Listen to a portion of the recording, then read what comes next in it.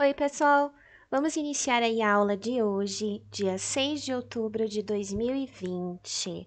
Hoje eu trouxe para vocês mais duas atividades aí de português e matemática. A gente vai trabalhar um pouco do artigo de opinião ali. A gente começou a falar sobre o trabalho infantil ontem, né, em português, com a charge, e a gente vai continuar nessa sequência, né, sobre o trabalho infantil, agora com artigos de opinião. Em matemática, a gente vai falar um pouquinho sobre os polígonos, tá? Tinha até um trabalhinho aí para vocês fazerem com canudos e estarem enviando aí as fotos para mim, tá bom? Vale nota, tá? Ajudar aí vocês na notinha de matemática. E além disso, além dessas duas atividades, eu vou incluir hoje uma aula sobre a Lua, tá? Para ajudar vocês aí na Olimpíada Brasileira de Astronomia e Astronáutica. Então vamos iniciar primeiro com a aula de português. Vamos lá no Aprender Sempre, volume 2, das páginas 7 a 11, né? Então aqui na página 7, a gente tem esse texto da Roseli Saião, tá? Que ela fala um pouco lá sobre o trabalho infantil e ela faz uma crítica, né? Ela fala de como as crianças elas não podem brincar, elas fazem serviços que até prejudicam a própria saúde, tá? E isso prejudica todo o desenvolvimento da criança, né? A aprendizagem e tudo, né? E a Vilma Medina também escreveu um texto, né, falando sobre o trabalho infantil no Brasil. Ela faz uma crítica, ela fala sobre esse problema nos países subdesenvolvidos e países emergentes, como é o caso do Brasil, né, sobre a falta aí de uma legislação que seja coerente ou que realmente tenha uma efetividade na proibição desse trabalho infantil, tá?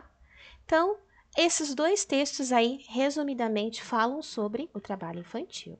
E aí a gente tinha que responder algumas perguntas relacionando esses dois textos. Então vamos começar pela primeira aqui, ó. As autoras Roseli Saião e Vilma Medina são a favor ou contra o trabalho infantil? Como você chegou a essa conclusão? Além dos textos, a gente observa que as autoras são contra, né? Porque elas fazem afirmações, ó. Espero que isso não aconteça com você. As crianças devem se dedicar a estudar e a brincar e não a trabalhar. Então, elas deixam clara a posição delas, né? De que elas são contra aí o trabalho infantil, tá? Letra B. Sublinhe no texto algumas opiniões das autoras sobre o trabalho infantil. Então, no texto 1 eu peguei essa afirmação. Vocês poderiam ter pegado outra, tá? Porque tem várias afirmações aí no texto onde elas deixam claro, né, a posição delas em relação aí a serem contra o trabalho infantil, tá? A do texto 1 eu peguei essa frase aqui, ó. Estudar e brincar, sozinho ou em grupo, são as duas coisas das mais importantes na vida de qualquer criança.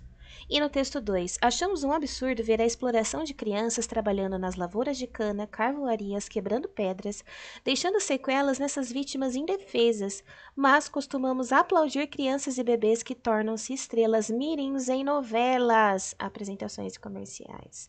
Então, a Vilma Medina, ela vai um pouco mais longe do que a Roseli Saião. Ela não critica só as crianças de famílias pobres aí, que trabalham no sinal ou que trabalham em carvoarias, em fábricas, em plantações. Ela critica também esses pais que colocam as crianças para trabalhar em novelas. Muitas crianças têm aí a sua infância roubada porque tem a agenda cheia de compromissos, porque tem que gravar a cena da novela, né? E a gente tem aí exemplos, né, de artistas, atores mirins que tiveram uma adolescência prejudicada e uma vida adulta prejudicada devido aos traumas referentes ao trabalho excessivo em relação a serem estrelas mirins, tá? Bem, letra C. Destaque também duas informações importantes para você em cada um dos textos e registre no quadro abaixo. Então, vocês poderiam ter retirado informações aí que vocês acharam importantes, tá? Eu coloquei 3 exemplos para ajudar vocês a refletirem, ó. No texto 1, a gente retirou essas informações importantes, que existem crianças que não podem brincar, isso é um fato, tá? Porque elas trabalham em lixões e plantações e entre outros trabalhos pesados. E uma informação importante, você lavar a louça em casa, passar um paninho no chão, arrumar a sua cama, isso não é trabalho, tá? Não é trabalho infantil. Isso a Roseli Saião, ela deixa claro no texto, né? Que você ajudar em casa, fazer tarefas domésticas, é uma colaboração, não um trabalho infantil, tá? Sua família não tá te explorando. Você tá ajudando para que a família viva melhor. É claro que o pai e a mãe não podem pôr a criança lá para ficar fazendo faxina na casa e ficar deitado no sofá enquanto a criança faz tudo, né? Aí não. Mas a família junta, né? O pai, a mãe, os filhos, todos juntos lá fazerem. Ó, hoje é sexta-feira, vamos fazer faxina na casa, todo mundo. Hoje é sábado, né? Que o pai tá em casa e a mãe também. Não precisam trabalhar. Ou domingo. Um dia que na semana que for melhor para todo mundo. E aí vocês combinam e todo mundo faz faxina na casa. Ou você lavar uma louça. A mãe fez o almoço, o pai fez o almoço, mó tempão lá. E aí você lava a louça depois do almoço. Ou você resolveu aprender a cozinhar. E eu, na idade de vocês, já tinha aprendido a cozinhar. Isso aí não é trabalho infantil, tá, gente? Isso daí é preparar vocês para a vida. E ajudar a limpar a casa é dever de todos que moram nela, tá? No texto 2, as informações que a gente pode retirar o trabalho infantil é comum no Brasil, tá? Não é uma exceção, é comum, a gente encontra vários casos. Os juízes, eles não punem os responsáveis pelas crianças, por quê? Geralmente as famílias são pobres, né? E acabam ali explorando as crianças porque precisam de dinheiro. E os juízes acabam aí não punindo os pais, eles preferem punir as pessoas que contratam, né? Contratei a criança para trabalhar, né? Então é mais esse lado que é punido, já os pais não tanto. E as crianças, elas são encontradas bem mais em trabalhos agrícolas. O que são trabalhos agrícolas? Plantações, né? Canaviais, tá? Então, é o trabalho em que elas mais são encontradas, tá? Segundo os dois textos, o que as crianças podem fazer sem maiores problemas? Estudar, brincar, tarefas domésticas como colaboração para organizar a casa. Isso aí não tem problema nenhum, tá? Então, a mãe pode pôr o filho para lavar a louça, tranquilo, que ele não vai morrer por causa disso, não. Meninos e meninas, tá? Porque tem pais aí que acham que só a menina que tem que ajudar a lavar a louça e o menino tem que jogar videogame. Não é assim, não. Meninos também. Precisam, um dia eles vão ter a casa deles também. E eles precisam aí aprender a lavar louça, fazer comida, isso é dever de todos, tá? Porque ninguém vai ter empregada, né? Você não casa para ter a esposa virar sua empregada, né? Então, aqui na letra E, a gente vai fazer um esqueminha, tá? Com as informações nos dois textos sobre o trabalho infantil. Então, quais trabalhos, né? Citados no texto 1. As crianças são encontradas vendendo guloseimas, pequenos objetos, flores. Tem crianças que fazem malabarismo no sinal, né? As que trabalham em lixões, plantações, quebrando pedras, colhendo e descascando grãos, como, por exemplo, o cacau, né? Que faz o chocolate. Então, esses são citados pela Roseli Saião no texto 1. Já a Medina, no texto 2, ela fala também ali, né? Dos menores em cruzamentos, pedindo dinheiro no sinal. Vendendo bens de pequeno valor monetário, trabalhando em granjas, sítios e fazendas, em lojas, em fábricas, lavouras de cana, carvoarias, quebrando pedra, e ainda tem as crianças que são estrelas mirins, né, trabalhando em novelas, apresentações e comerciais, tá? As autoras citam os mesmos tipos de trabalho infantil, você percebeu alguma diferença? Elas citam praticamente os mesmos, a única diferença que a gente percebeu é que a Medina, ela inclui o trabalho de estrela mirim, né, das crianças que trabalham em TV, em comercial, em filmes, como trabalho infantil também, e na verdade é. Porque já foi comprovado que prejudica aí a criança, o tanto de compromissos e tal, a rotina pesada e ela acaba sendo exposta a vários tipos de traumas aí, trabalhando como estrela mirim também, tá? Então essa é a maior diferença que a gente vê. A Roseli Saião não cita o trabalho de estrela mirim como trabalho infantil e a Medina já cita como sendo, tá? Aqui na 2 a gente tem essas imagens mostrando aí é uma imagem até forte, né? No lixão tem uma carriolinha que é um brinquedo. E aqui, né, entre vassouras, uma vassourinha de infantil aqui, né? Então, aqui, ó, letra A. O que informa cada texto da Unicef sobre o trabalho infantil? O primeiro texto, ele informa sobre a coleta, né, sucata de lixões, que a gente encontra facilmente crianças trabalhando ali. E o segundo texto sobre o trabalho doméstico infantil, tá? Qual é o problema disso? Quando a gente fala sobre ajudar a limpar a casa é uma coisa. Agora, quando a criança ela é tirada da escola para fazer faxina, tipo, tem pais que põem as crianças realmente para trabalhar, para fazer faxina para ganhar dinheiro. Vai fazer faxina para vizinha, tá? É nesse sentido aí, ó. O trabalho doméstico infantil tira muitas crianças da escola. Crianças que neste momento podem estar cuidando de casas de gente como você. Ou seja, tem crianças que são contratadas aí para limpar a casa, fazer faxina mesmo, mas em troca de dinheiro, tá? E sendo uma criança, o valor pago é bem baixo, né? Então, uma exploração infantil, sim. Tanto de crianças quanto de adolescentes, tá? E acontece delas serem tiradas da escola. Não podem nem estudar porque tem que trabalhar, tá? O que a campanha solicita às pessoas que leem os textos? Que elas denunciem. Viu criança trabalhando no lixão? Viu criança fazendo faxina para o vizinho, para a vizinha em troca de dinheiro? Denuncia. Trabalho infantil é crime, tá? De que maneira a infância é retratada nas imagens? A gente observa a característica da infância nisso aqui, ó. Um brinquedo, uma carriolinha de brinquedo e uma vassourinha de brinquedo, tá? Então, aqui, ó, através do carrinho de mão e da vassoura de brinquedo. O que significa para você as fotografias de cada um dos textos publicitários? Então, aqui é a resposta pessoal. Você vai observar as fotos e vai dizer o que você sentiu olhando essas fotos, tá? Como você relaciona os dois textos da campanha com os artigos de opinião lidos anteriormente? Eles têm a mesma opinião sobre o trabalho infantil? Sim, a gente vê semelhanças. Os textos da Unicef coincidem ali com os textos da Vilma e da Roseli Saião, porque eles fazem uma crítica ao trabalho infantil. Todo órgão sério, todo ser humano com o mínimo de noção sabe que o trabalho infantil é prejudicial. Se a gente tem noção do que é a infância, da especificidade da infância, do quanto é importante a criança se desenvolver através da brincadeira e dos estudos, você é contra o trabalho infantil, tá? Você acha que o trabalho infantil só ocorre no Brasil ou em outros países? Aí a resposta é pessoal, o que você acha? Porém, a gente sabe que existem outros países que são subdesenvolvidos e emergentes como o Brasil, tá? Então, sim, acontece trabalho infantil em vários outros países. É um problema mundial aí, tá? Para finalizar essa atividade, produza um texto breve sobre sua opinião em relação ao trabalho infantil. Antes de escrever seu texto, siga essas dicas. Faça uma pesquisa em sites e enciclopédias virtuais sobre o assunto.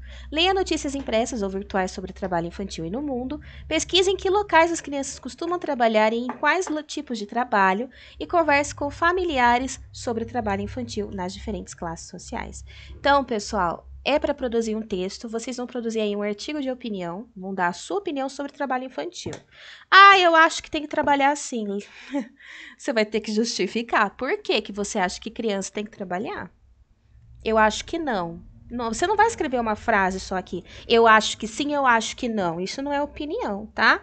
Para você ter uma opinião bem formada, e é bom vocês aprenderem isso desde cedo. Para você ter uma opinião bem formada, você tem que ter conhecimento sobre o assunto. Para você ter conhecimento sobre o assunto, você precisa ler sobre ele. Então, vocês precisam fazer aí uma breve pesquisa, não precisa, né, se matar horas e horas aí lendo sobre o trabalho infantil. Vocês podem usar o texto da Roseli Saião, o texto da Vilma Medina, como base aí para formar a opinião de vocês e escrever se vocês são contra ou a favor do trabalho infantil e por quê, tá? Importante, um texto bem escrito possui pelo menos 3 parágrafos. Vem com 3 linhas, mas eu vou conversar com cada um que me mandar a foto de 3 linhas, porque isso não é texto, tá? A gente precisa começar aí a aprender a produzir o texto. Quando vocês chegarem lá na frente, tiver que produzir um texto para passar no Enem, passar no vestibular, aí vai lembrar, né? Nossa, minha professora do 5º ano falava que eu tinha que escrever mais de 3 linhas. Então, você tem que aprender aí a desenvolver. Vocês vão lembrar de mim quando vocês estiverem prestando. Eu tenho certeza que vocês estiverem prestando Enem. Minha professora falava, um texto bem escrito tem pelo menos 3 parágrafos. Primeiro parágrafo, apresentação do assunto. Segundo parágrafo, desenvolvimento. Terceiro parágrafo, conclusão. Pode ter mais parágrafos? Claro, depende aí do seu desenvolvimento do texto. Mas, no mínimo, 3 parágrafos. E um parágrafo não é uma linha, tá? Um parágrafo possui várias frases para formar a ideia daquele parágrafo. Começo de frase, letra maiúscula. Usem os sinais de pontuação, vocês já aprenderam. Terminou a frase? Ponto final. É uma pergunta, né? Um texto de opinião pode ter perguntas reflexivas. Se a gente voltar lá no texto da Roseli Saião, ó, ela começa com perguntas. Você gosta de brincar, não gosta? Adora? Ah, tá vendo? Ela usa ali as perguntas, né? Então, a pergunta é uma forma de você fazer o leitor refletir, tá? Então, fez uma pergunta, ponto de interrogação, é uma expressão de emoção, ponto de exclamação.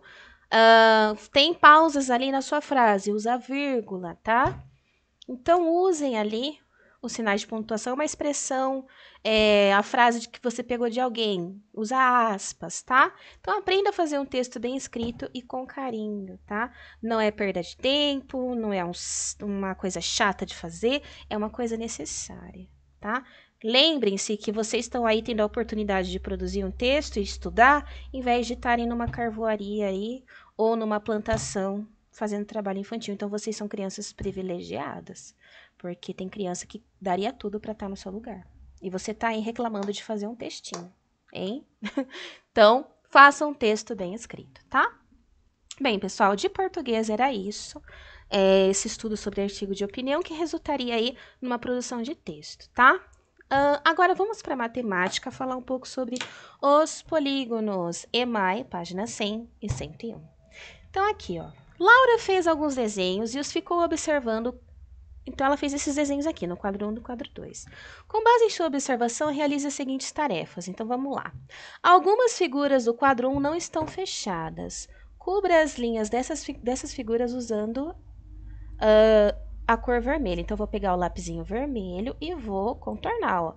A do quadro 1 que não está fechada. Essa aqui não está fechada. Eu não vou conseguir fazer certinho, gente, porque minha coordenação no mouse, no computador, é terrível. Mas se eu tivesse com o livro na mão, ia ficar bonitinho, tá?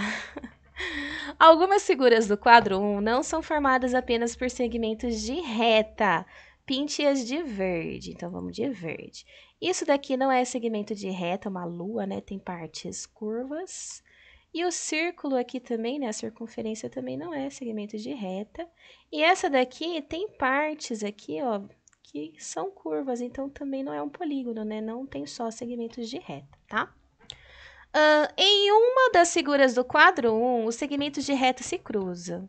Pinte-as de laranja. Então, vamos pintar de laranja. Deixa eu pegar a cor laranja aqui. É aqui, ó, que as linhas se cruzam, né, gente? Ó, ó que beleza. Aqui, ó. Ah, ficou melhor do que eu achei que ia ficar. No quadro 2, identifique as figuras que são fechadas, simples, sem cruzamentos.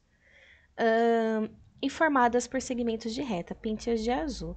No quadro 2, pelo que a gente observa, todas elas têm segmentos de reta e todas, nenhuma delas se cruzam. Então, a gente tinha que contornar todas de azul. Então, vamos lá. Vamos contornar aqui. Ah, professora, eu pintei dentro da figura. Não tem problema, gente. Eu preferi contornar, porque se eu fosse pintar ia ficar uma desgraça também, então. Ah, professora, eu só contornei. Não tá errado também. Você usou a cor que ele tá pedindo, a cor azul, né? A cor verde, a cor laranja, tá tudo bem, tá? O meu ficou feinho assim, porque é difícil, né? No mouse acaba escapando um pouquinho, mas vocês entenderam aí o que era para fazer na atividade, tá? Então, aqui no quadro 2, todas as figuras vão ser contornadas ou pintadas, né? Depende do que você preferiu fazer aí, tá? De azul, porque nenhuma delas se cruzam e todas são formadas por segmentos de reta, tá? Figuras com as características desenhadas no quadro 2 são chamadas de polígonos, tá? Então, todas essas daqui são polígonos. Quais as características de polígonos? São formados por segmentos de retas, se fecham e não se cruzam. No quadro 1, nós temos figuras não, ali, no quadro 1, figuras não poligonais, tá bom? Aqui, que tal construir alguns modelos de polígonos? Use canudinhos, barbante, agulha e tesoura. Corte cada canudo em duas partes e passe a agulha com o barbante por dentro dos canudos. Em seguida, amarre as extremidades do barbante sem deixar o canudo se dobrar. Com 3 colegas, combine que no grupo cada um construirá um polígono diferente em relação ao número de lados. Depois de terminarem a construção, discutam e respondam as questões. Quantos canudos no mínimo são necessários para emendar e construir um polígono? Pessoal, para se fechar, isso daqui tem uma resposta só, tá? Por isso que eu vou responder. Para formar um polígono, para a gente conseguir fechar os segmentos de reta ali, tem que ter pelo menos, no mínimo, 3 lados, tá? Então, vocês vão precisar, no mínimo, de 3 canudos. Por quê? O polígono com menos números de lados é o triângulo que tem 3 lados. Então, se eu tiver só 2 segmentos de reta, não tem como eu fechar, tá? Então, tem que ter no mínimo 3. Quantos lados tem uma das figuras que foram construídas, cada uma das figuras que foram construídas no grupo? Qual o nome dessas figuras? Então, vocês vão escolher, tá? O polígono recebe o nome de acordo com a quantidade de lados. Vocês podem fazer grupos de 3 e cada um de vocês construir um polígono diferente. Se você construir um polígono de 4 lados, ele vai se chamar quadrado. Se você construir um polígono de 5 lados, ele vai se chamar pentágono. Se você construir um polígono de 3 lados, triângulo. Ó, o de 4 lados pode ser um retângulo também, depende da forma como vai ficar. Se for aí, o retângulo também tem 4 lados, tá? Se a sua figura não tiver todos os lados iguais, aí é um retângulo, não um quadrado, tá? 6 lados, hexágono. Ah, professora, eu quis fazer com 10 lados. Legal, né? Mas aí você vai, se você não souber o nome da sua figura, de acordo com a quantidade de lados, você pode pesquisar no Google que você encontra, tá? Um polígono de 10 lados é o decágono, tá? De 8 lados, octógono. De 7 lados, septágono, tá? Então, aí você vai pesquisar e vai preencher o quadro de acordo com as figuras que você e seus amigos montaram. E manda as fotos para mim depois, tá? Desse trabalhinho aí para eu poder avaliar. Então, pessoal, de português e matemática, essas eram as atividades de hoje. Agora a gente vai conversar um pouquinho sobre a Olimpíada aí Brasileira de Astronomia e Astronáutica. Ontem a gente conversou sobre os planetas, né? O sistema solar, tá? E hoje eu queria conversar um pouquinho com vocês sobre a Lua. Por quê? A Lua tá o nosso satélite natural, a Lua da Terra, tá? Por quê? Foi uma questão que caiu aí sobre a Lua no ano passado, tá? E é uma coisa importante da gente saber, porque a gente olha para o céu à noite e a gente vê as fases da Lua e não entende como aquelas fases acontecem. Vocês sabiam que existe um lado da Lua que a gente nunca vê? É o lado oculto da Lua? A face que a gente vê virada para a gente é sempre a mesma. Mas, professora, por que às vezes fica escuro, então? A Lua, ela não vai girar ali e a gente vai ver o outro lado, não. A face dela é sempre virada de frente para a Terra, tá? A mesma face. Então, ali tem um lado da Lua que a gente nunca viu e nunca vai ver. O pessoal já enviou... já enviou naves, né? A gente teve lá o pessoal que pisou na Lua, que viu esse lado oculto da Lua, ali não tem nada, não tem nenhum bicho, nem nada escondido lá. Mas, a olho nu virado para a Terra, a gente não consegue ver o outro lado. E eu vou mostrar para vocês como isso acontece e por quê, tá? Essa questão que caiu no ano passado aqui na Olimpíada de Astronomia e Astronáutica, nessa pergunta de astronomia, tá? Pedia para pintar, né, o lado da Lua ali, que ficava escuro, tá? Ó, na figura ao lado, representamos fora de escala a Terra, a Lua, em 4 diferentes posições e a órbita dela ao redor da Terra, tal como vista bem de cima do plano da órbita da Lua. A Lua da direita não está na sombra da Terra, tá? Pinte de qualquer cor o lado não iluminado nas 4 posições desenhadas. Então, a gente tinha a luz do Sol, tá? Que batia ali de frente para a Lua. E tinha que pintar o lado que ficava escuro. Então, ficava dessa forma a resposta, sempre esse ladinho escuro. Por quê? A luz do Sol batia ali de frente para a Lua, tá? E aí, quando ela estava ali atrás da Terra, ela estava de frente para o Sol e a Terra consegue ver, então, o lado iluminado. Quando a Lua está entre o Sol e a Terra, Isso desconsiderando quando acontece eclipse, tá, gente? Porque aí tem toda uma escala, uma diferença aí de posicionamento da Lua para causar o eclipse, tá? E ele é raro, o eclipse. Mas quando a Lua tá de frente para o Sol aqui e a Terra tá atrás dela, tá? Ocorre aí o que a gente chama de lua nova, tá? Que ela fica escura. O lado que tá de frente para a Terra, a gente não consegue ver. E o lado oculto da Lua que a gente não vê é que fica iluminado, porque tá de frente para o Sol, tá? Então, basicamente é isso, mas eu vou mostrar como isso acontece, tá? Olha aqui esse desenho, que interessante, aqui dá para ver, dá para ter uma noção melhor. Então, a gente tem aqui o Sol, tá? A Terra, ela gira, né, em volta dela mesma, então, por mais que a gente tenha um lado, metade da Terra tá de noite e metade da Terra tá de dia, tá? Isso depende do posicionamento da Terra em relação ao Sol. Nesse momento, nesse horário, né, está de dia aqui, então a gente está com a nossa face da Terra virada para o Sol e os países que ficam do outro lado aí do nosso planeta tá de noite porque tá na face contrária.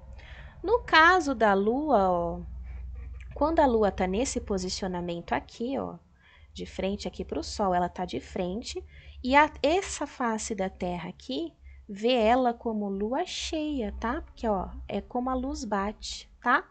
Quando ela chega aqui, ó, ela começa a minguar, tá? A gente vê só um pedacinho da lua, tá vendo que a face tá de frente aqui, ó? Essa metade aqui tá escura e essa metade iluminada é que a gente vê a lua minguante, tá? Ela vai virando aquela bananinha, tá? Porque é a forma como a gente vê, a impressão que a gente tem quando a gente olha de frente para ela. Quando ela tá, a lua nova, que a gente quase não vê ela no céu, né? Porque ela tá bem escura, é porque essa face que é voltada para a Terra, ela tá sem iluminação, porque o outro lado é que está iluminado. A Lua fica então entre o Sol e a Terra, e a face que a gente vê é escura. E aí ela vai aqui, ó, pro lado crescente, né, da Lua nova para crescente, ela vai crescendo, tá? E a gente vê aquela bananinha de novo, mas do outro lado, né?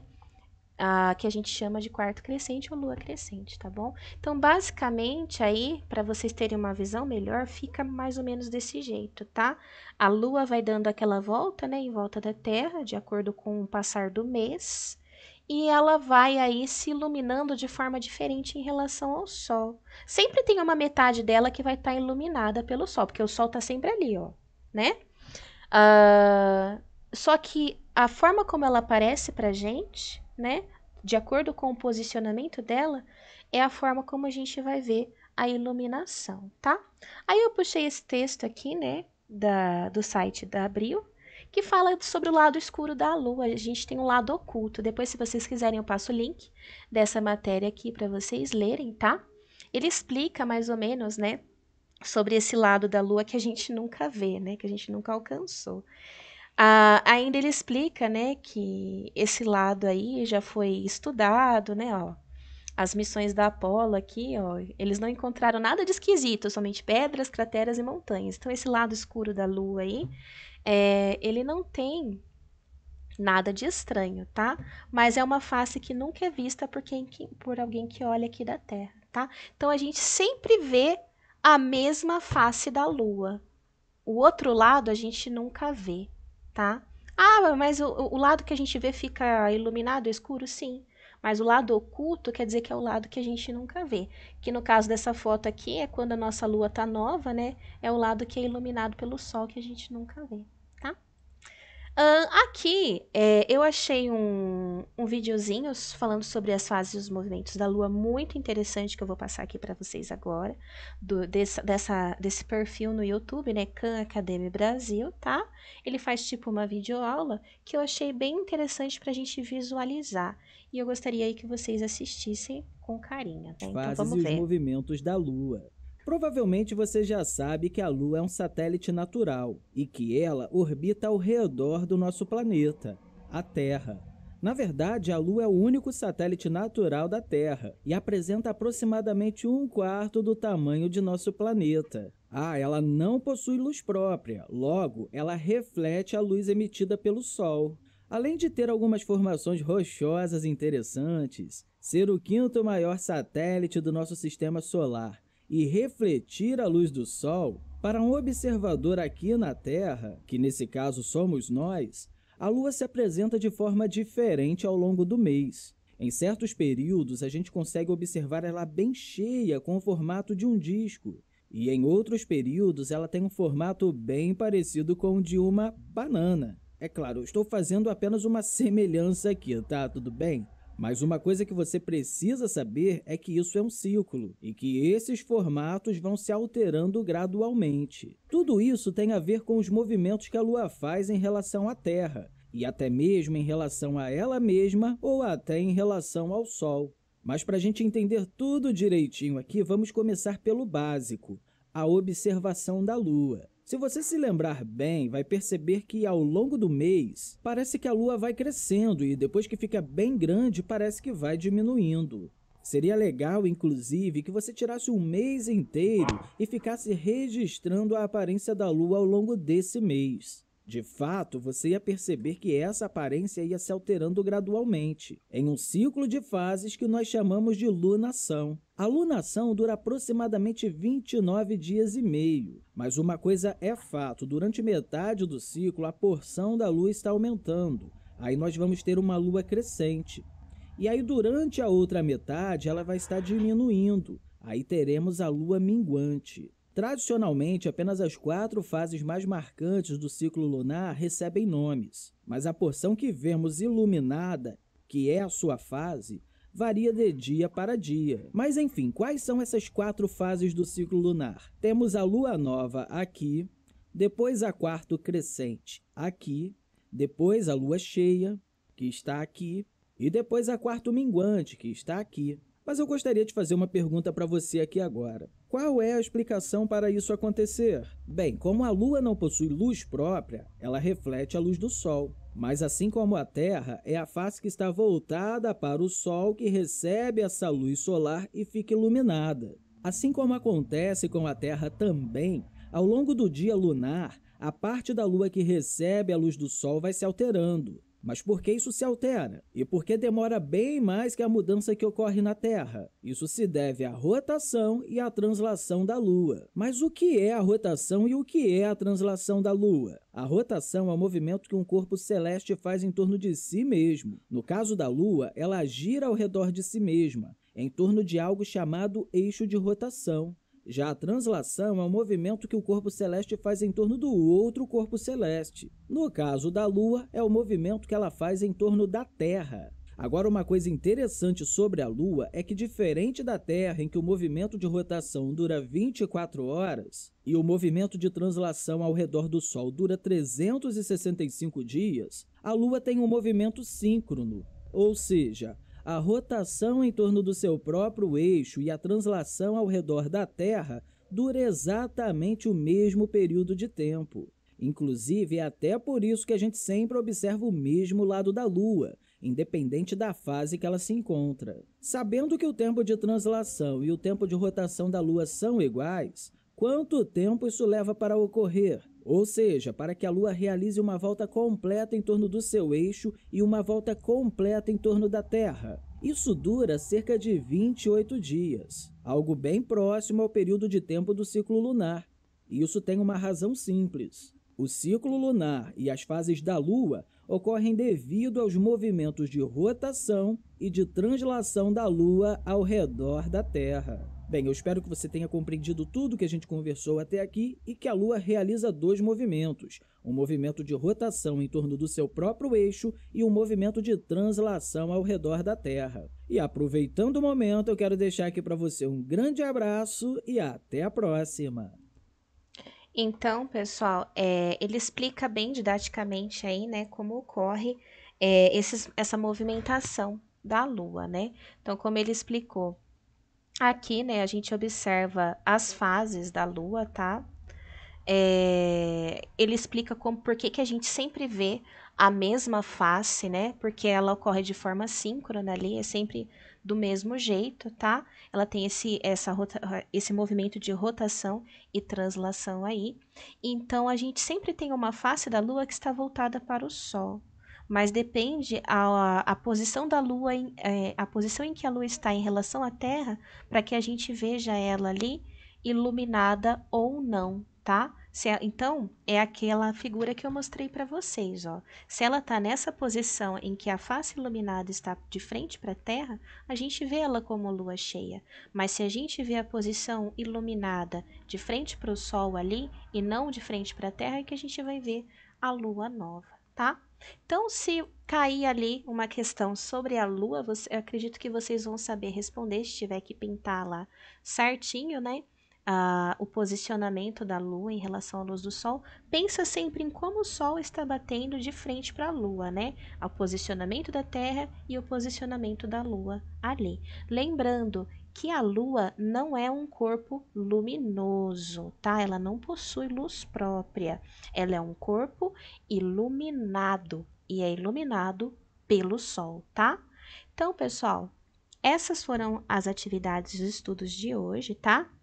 Referente a essa aula aqui dessa página Khan Academy, eu vou passar para vocês depois o link, para quem quiser reassistir essa aula, ele coloca uma continuação, ó, tem parte 2, parte 3, tá?